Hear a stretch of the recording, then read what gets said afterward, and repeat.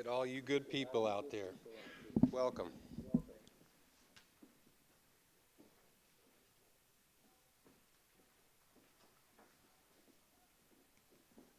Okay, so I thought I'd spend just a quick moment catching us up on where we've been and some of the great progress that we've seen lately. When MPICT started back in 2008, there was no ICT as a strategic sector in this region.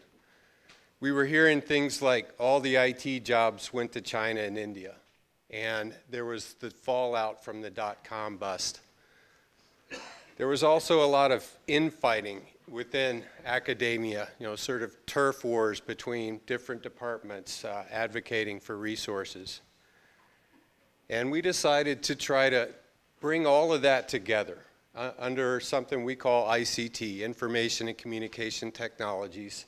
It's really an umbrella term. Whatever all that stuff is called, yeah, that's what we're talking about. We want to advocate and improve all of that stuff for everyone because it's all important. So ICT is a superset term. Whatever all this hardware, software, telecom, networking, internet, yeah, that's what we're talking about. It doesn't mean any of those other words go away, but we want to promote that in the state and in the region. It's not something we made up. It's used widely around the rest of the world, European Union, World Bank, United Nations. One of the things we like about it is it's an effective search term. You search IT, you get every article in the English language. It's incredibly ironic that we do that. And ICT is Googleable, so people can find the stuff that's relevant in this field. So MPICT is about making ICT education work better in its region, California, Nevada, Hawaii, and the Pacific Territories. And we've moved primarily in two areas. The first is research. So to debunk this misinformation that was out there, we did some solid research. How big and important is ICT industry? Well, when you lump that stuff all together, it's a lot bigger and more important than people had realized. How big and important is ICT employment? Well, that's also a lot bigger than people realize, because you don't just work for Cisco or Microsoft. You can work for any business in any industry. What does Wrkfrce need to know and be able to do? For example, we helped revamp the U.S. Department of Labor IT competency model and validate that with almost 800 employers in the state. What do community colleges do in this area? We researched all the offerings across the community college system and found great stuff, but a lot of fragmentation, wasn't really well aligned. And how can we do a better job? The other area where we've spent a lot of effort is in faculty development, because the rubber hits the road in the classroom. That's where it's really, really important that we stay current. This stuff moves so quickly. If we don't stay fresh, we lose relevance very quickly. Fortunately, there's been a lot of great progress in that period. And others are reporting the kinds of things that we were doing by ourselves originally. So according to Cisco, we're already 1 million cybersecurity workers short globally. Everybody hears about STEM education, science, technology, engineering, and math. By 2020, half of all STEM jobs will be in computing. And between now and then, 62% of STEM job openings will be in computing. You've probably heard this one. Between now and 2020, there'll be 1.4 million new computing jobs. Our educational systems are on track to produce 400,000 graduates. That's a shortfall of 1 million jobs. The problem's worse than that, because we've got massive boomer retirements coming. As much as 1/4 of the existing IT workforce is going to be gone by 2020. So this is a crisis. This is what it's all about. This is what we're trying to fix. This is what drives the economy increasingly. We need to be developing, growing this workforce ourselves. Only 1/4 of IT companies are fully staffed right now. All the rest have hiring plans. They're having to come up with all kinds of strategies to deal with the fact that they don't have enough workforce. Half of all IT companies have job openings right now.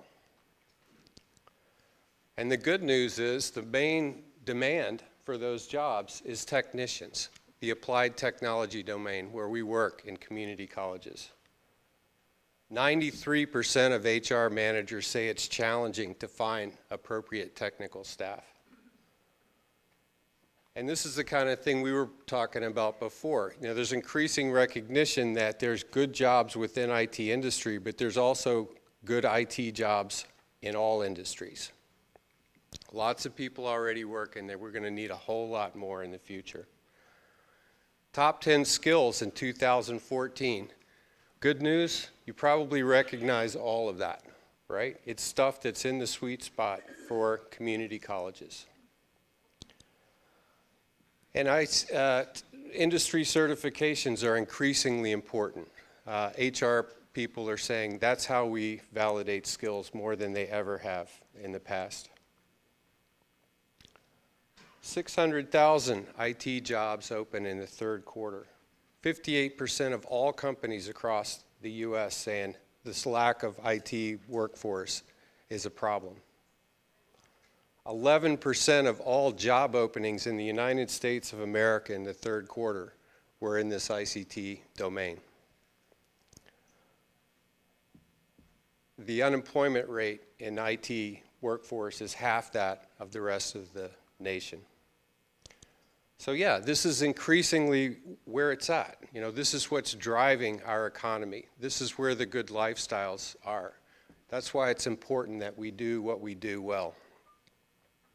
CompTIA, where I got a lot of this information, has acquired Tech America, the industry trade association.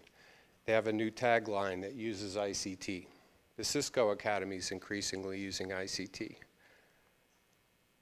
Here in California, the community college system has heard the call. It's the biggest higher educational system in the U.S. 1 in 4 community college students in the U.S. attends. When they asked the 10 regions around the state to vote on which sectors they thought were most important, ICT came in number 2 overall. They've appointed 10 good people to focus on the ICT sector, and you'll hear more from them later. Many of them are here today. They're increasingly focused on regional strategies. So instead of figuring it all out in one classroom or one school, let's get together, realize some efficiencies of scale.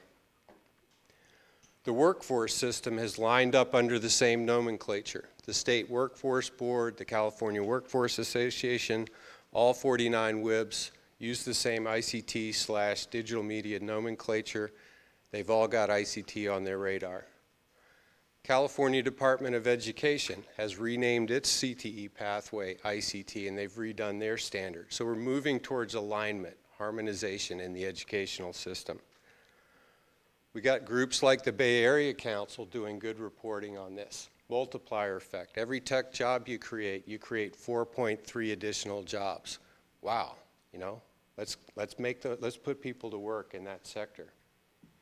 California Employment Development Department using the ICT nomenclature. This is a report they did. ICT is the number 6 industry sector in the state. It's the number 2 sector in the Bay Area. We've got increasing grant funds available to support improvement in the ICT sector. This is the first round of the Career Pathway Trust grants. A bunch of money flowing into the sector.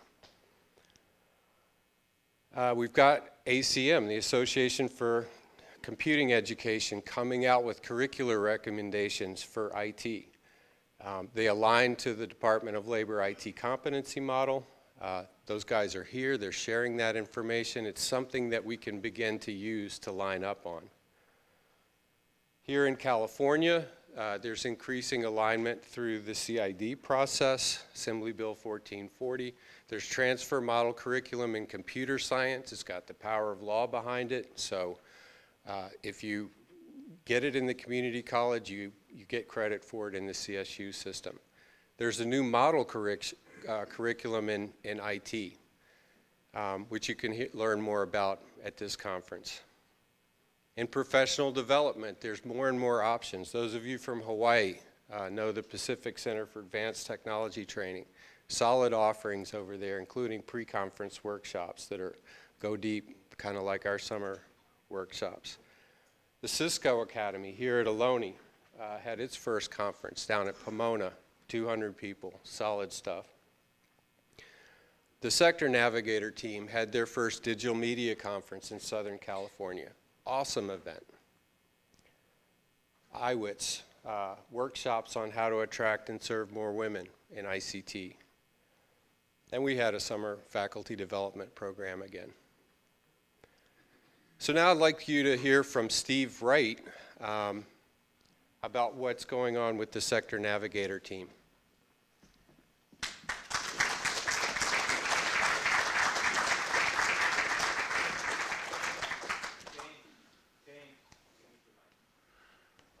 I've had no training for this. This is the first time I've been up here. Okay, so there's a little clicker in front of me. Let's see what happens. Oh. Do I need that? Yeah. This is an award I got for outstanding achievement.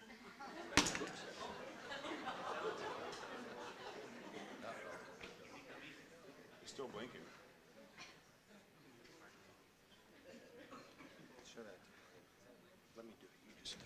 Okay. I will use the natural resonance of the human vocal cords. That's me, Sector Navigator, ICT, digital media, and if some of what I say sounds similar to what we just heard from MPICT, it's because we're basically the child of MPICT. And we really have a great debt of thanks to MPICT and the work that's been done over the last 8 years to introduce the concept of ICT, and we kind of tagged on digital media to that because the perceptions out there are still very embryonic by a lot of people who have money to spend and decisions to make and things like that. It was nothing. It was nothing. Okay, I'm good. Did I just push this button? Yeah. Okay. So today I'd like to tell you a little bit about the organization that was formed as a result of MPICT's work and influencing people so that everybody chose ICT digital media in all the regions, and how we assess the situation that confronts us, because we have a particular point of view. It's a community college in California, what's happening. We also have certain community college mandates and realities we have to live within, and so we have a strategy, and we'll hopefully get to the part where we tell you about the strategy. Vonton Quinlivan has been the champion of this idea of doing what matters, and the main thing about the doing what matters strategy is there are 4 goals, and the primary one being supply in-demand skills for employers. These goals act like a filter for us. They tell us as much what we're going toward as well as what not to do. There are many things that you can do in ICT and in a community college system, but if we're going to be responsive to these goals, it helps us focus, because each of the deputy sector navigators here has a certain amount of money to spend, a certain amount of time to spend, a certain amount of influence to spend, and they're overwhelmed with requests. So this is our guide. Now, the way the organization... Use the mic? Okay, I'll use the mic. The way the organization was put together was combining funds. So instead of having these different silos, we have one organization that has a statewide structure, sector navigators for the state, deputy sector navigators for the regions that chose that particular technology, and then they interface with the regional consortia chairs who represent all the colleges in the region. So this is the first time we've had a statewide look at everything. And as some of the deputy sector navigators and myself were discussing last night and this morning, we're actually getting to know who's who throughout the community college system and in ICT. And this is something that just takes a while. It's organizational knowledge, but we're getting there. And as a result of that, when we have a question, we know who to call. And that's probably the single most important thing about what we do. But you can find who your person is by going to this website and looking up who the deputy sector navigator is for your region and for the other technologies as well. Here we are. These people are out and among you right now. Actually, they're mostly sitting right over there. Find them, because they're your key. And if any of the stuff I'm talking about today resonates with you, I was asked this morning, what's our desired outcome of today's 2 days meetings? Something that we say in this or in one of the breakout sessions will make you say, hey, I'm doing that too. I want to work with those guys. We want your name, we want your card, we want to work with you. Okay? That's what it's all about. Okay, so when we got on board, similar to what James is doing for years, we had to take a look at what's the whole environment out there. And we define ICT and digital media as, of course, the whole physical complex of equipment, connections, boxes, gizmos, content. If it's media and it can be digitized, it is digital media, period. Okay, applications management, all the software, how do you make things go here, stay there, optimize, everything else, as well as the purpose. There's more and more purpose base in what we do. It's not enough to just be IT and master those top three. It's why are you doing it, and that's where you engage with the actual business itself, which, as James already pointed out, is no longer just the core hardware and networking components. It's how it interacts with all the businesses. And so, therefore, we break down the scope of work that we're looking at is on the left, 4 core elements of ICT, the networking, the software development, and digital media.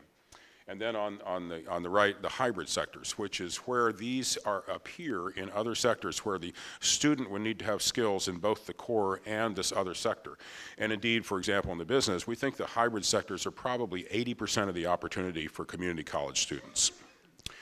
Here's a smattering of opportunities that are available in core based on the nationwide recruiter Kforce. And I broke down under digital media.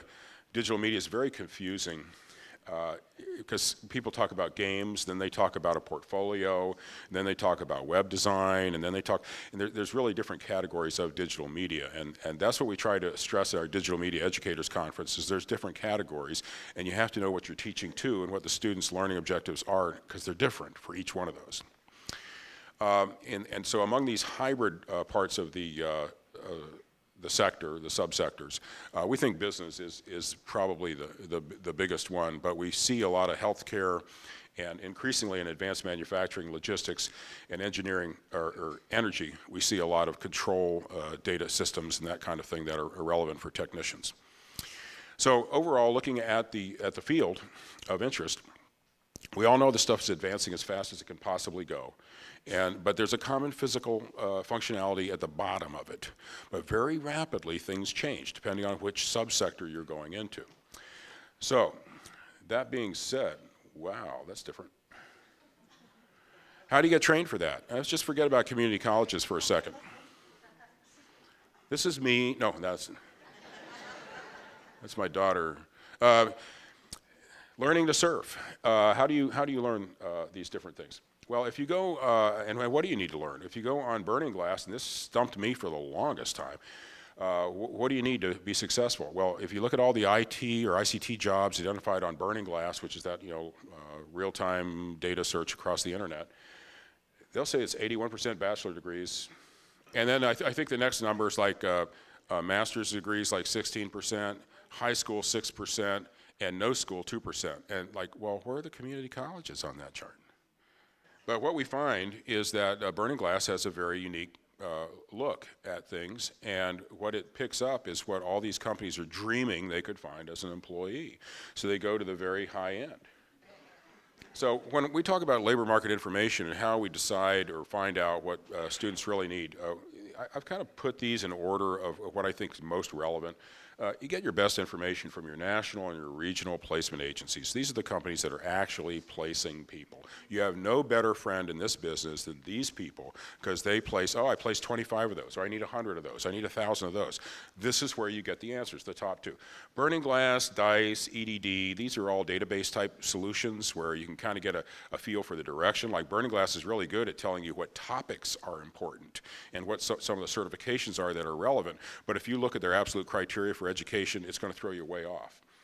Further down, our certification partners are great. You know, I call them up and say, what are you seeing? What are people getting? Which of your certifications are people getting the most jobs with these days? On Facebook, there's an IT training group that I love to watch the anecdotal stuff of the students to say, hey, I took this and it's worthless, you know, and that kind of stuff.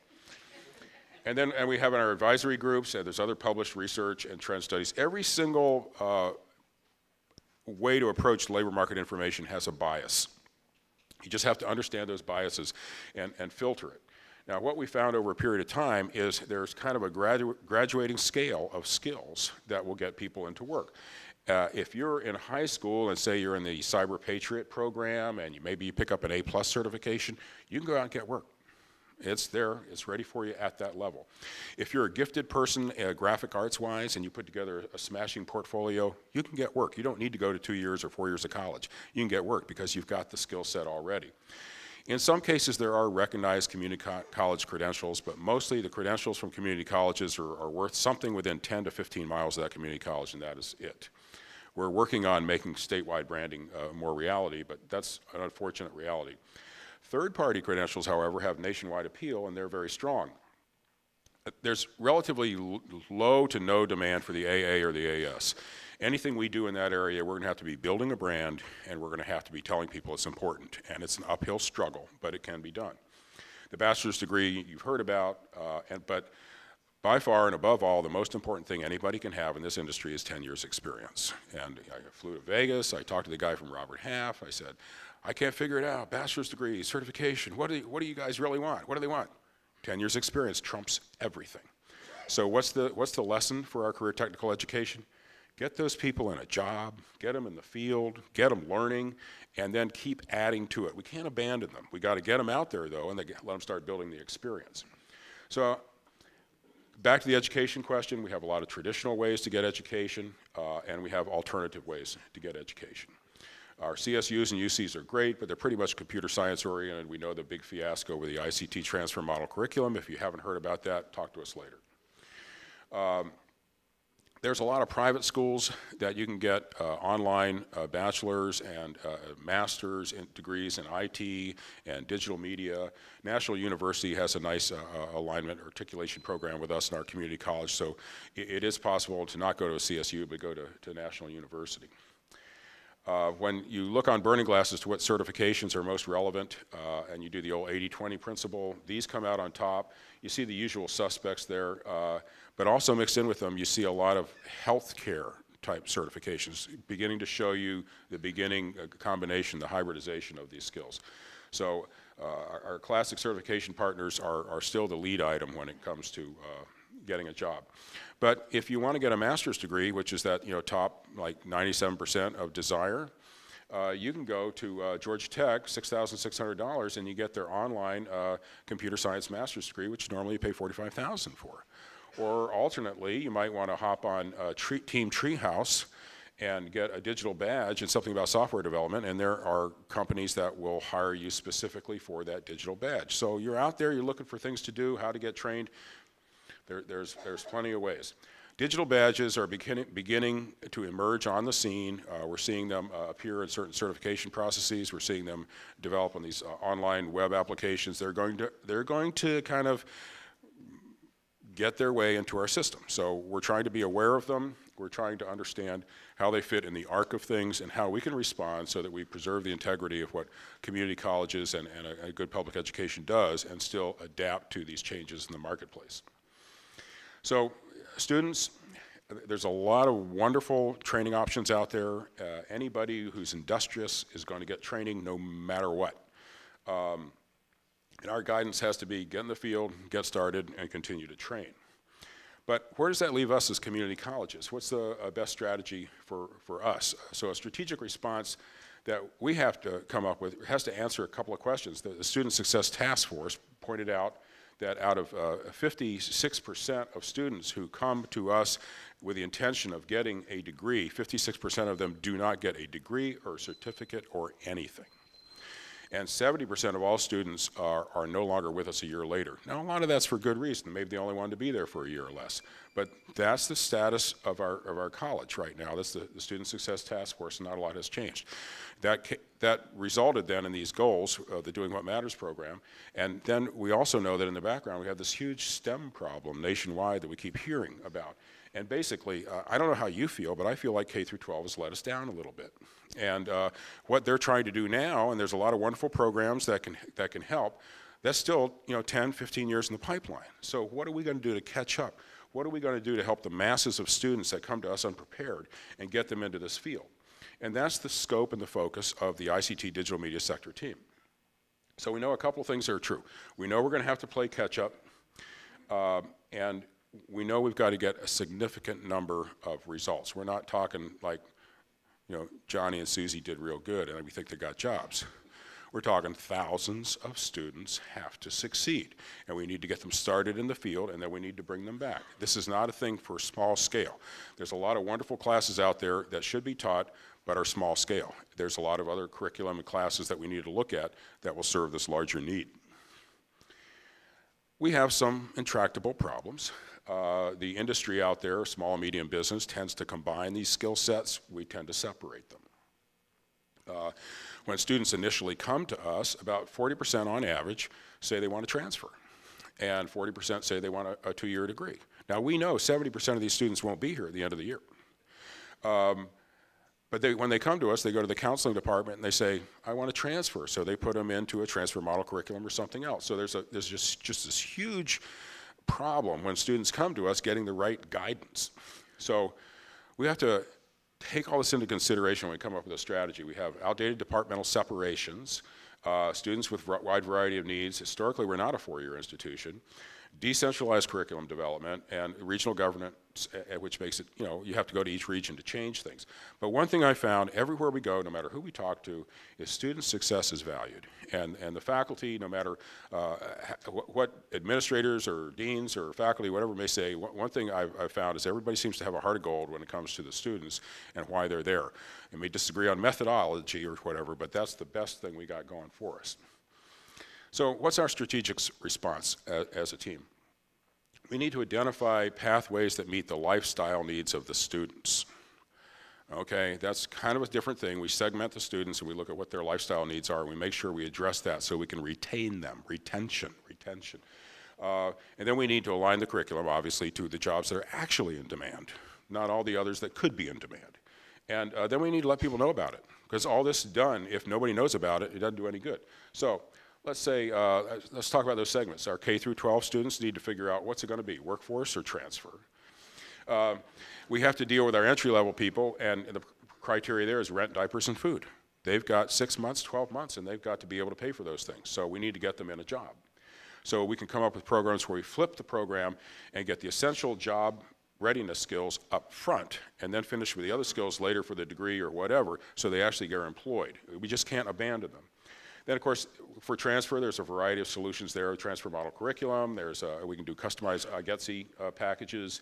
We can help facilitate the private transfer. And no matter what we do, whether it's transfer or a 2-year, we have to fully augment the certification linkages that we have with all our courses, because that's what they get hired for. So in the 2-year, we have to have relevant 2-year degrees, obviously, so we can market them. And they have to be consistent across the state somewhat, so we can market them, because you can have the most brilliant 2-year degree you want in your college, but if it's only your college, we can't market that. So finally, incumbent professionally displaced. This is our sweet spot. When you talk to people about the new course you had, I say, what time of day do you offer it? Oh, nighttime. And what's the average age of your student? Oh, like 30 and above. I say, you're catering to the 10% of our student population that is incumbent and professionally displaced. They're wonderful people.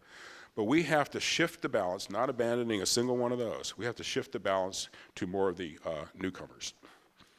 So let's take IT.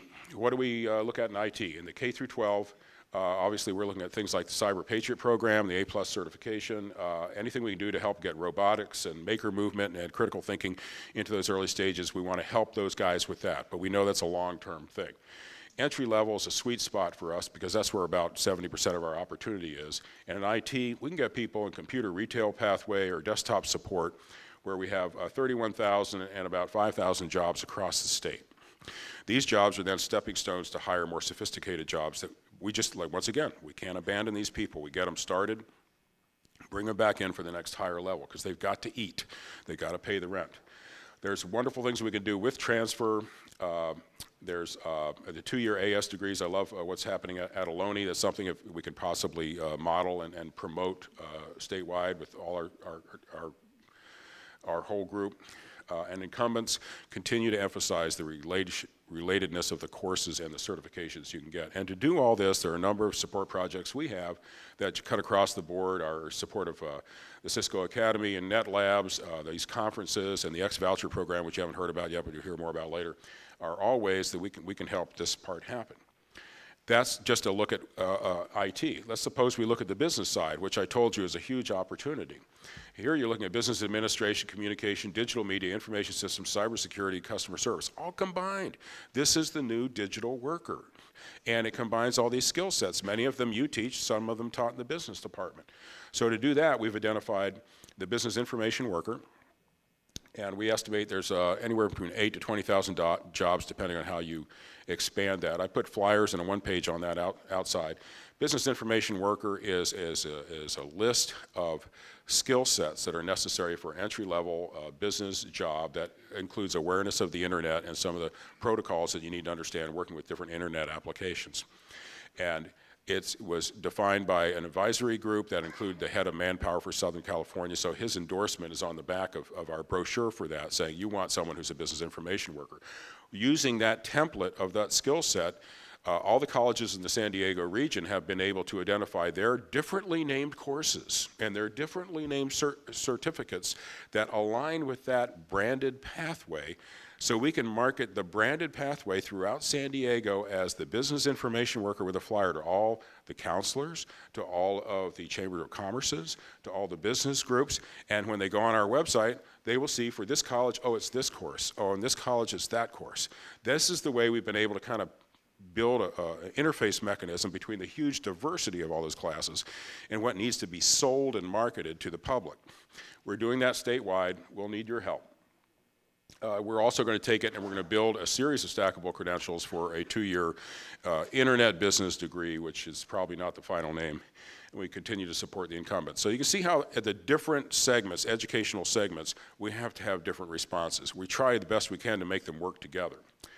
So here's an example of the broadcast. This is just part of the trifold that is out there, or the one thing. And that's Philip Blair, the picture. He's the head of Manpower Southern California. He's saying you need someone that's a business information worker. And this tells you how to get it, where to go to the website, and it also helps colleges sign up for it because it's a voluntary program. So where are we going for the rest of the year? What are we doing in 2015? This is pretty much the statewide objectives that we have. First is for the business information worker, which is kind of low-hanging fruit. People can understand it. We'd like to get it in 80% of the colleges in the system with actual cohorts going through. Then based off that success and concurrently, we want to roll out pathways, similar pathways for the desktop and help desk support, computer retail, which you really don't need education for it, but we can make a better person. They get the retail job, and that's, of course, where the folks who are looking to hire for help desks, whatever, go out and recruit from the cellular salespersons, the Genius Bar, and the Geek Squad. That's where they go when they want to hire somebody for the higher level. So we want to stock that level with good people. And finally, production assistant. We have a need in this digital age to understand the production assistant's role, not only for Hollywood and film and our relationship with the California Film Commission, but also this is a widely needed skill statewide that kind of fits into a project manager thing. So we're trying to take the digital media and the entertainment component of that and build a pathway to project management. And then we're here in San Francisco. We plan to launch, it's still in the drafting stage, Silicon Valley Tech Hire, where we're going to mimic the boot camp success of HackBright and RocketU in collaboration with them to try and do a consortium-based contract ed model where we provide the same sort of training environment through contract ed funded by IDRCs and consortium funds. Anybody interested in that, come talk to me later. And finally, we see the value of 2-year degrees. And obviously the ITAS from Ohlone, as well as the digital media internet skills one for the business department, are things we think we can get behind and build a brand on. It's a long process, but it's worth it. Finally, recognizing the digital badge growth in the industry, we want to be prepared for that. So we've developed a community college digital badge review committee where we talk about the key components such as portability, validation, fitting into our metric system, and faculty involvement that will make those badges unique and work well for the community college system. So we don't get caught off guard by another trend that we're just not ready for. And then finally, each and every deputy sector navigator has funds and projects that they're doing in their region that I'm vaguely aware of. But we try to all keep together. We talk once a week. We have a nice conference call, and we talk on the phone a lot. So the best part of this deal is that we're all talking, and we're talking to you. So I was asked this morning, what are we going to get out of these 2 days?